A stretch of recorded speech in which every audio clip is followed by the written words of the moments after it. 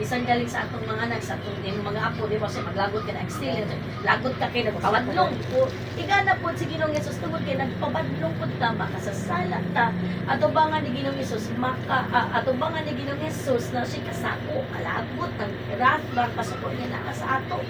Marang po sa wingon, magunta sa itong galingon nga, sa kanuli, adi, lagi ko katong langit, kaya nakasasaan, lagi ko.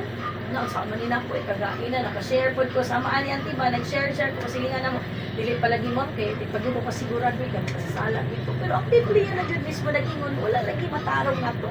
So, ditagtanan, makasasala, yun. Muna ang Biblia magod, nagpasabot sa ato nga, tungod kay makasasala ang impyerno, tapaingon. Kunya ang Biblia ningon pagit siya kay akabay sa sala kamatayon. So kana nga kamatayon mo na atong giingon dito sa linaw nga kalayo mo na impierno. Ang nakapait magud sa impierno, pinana ta sa impierno forever na ta sa impierno. Di na kita makasampit tabangi ko pa, pastor, tabangi ko. Na ta sa impierno forever ta dito. Kay way makadungog na to. Ang kasakit dito hangtod dito walay kanang di ba magreklamo grita init. Init gud diri og adlaw tibo.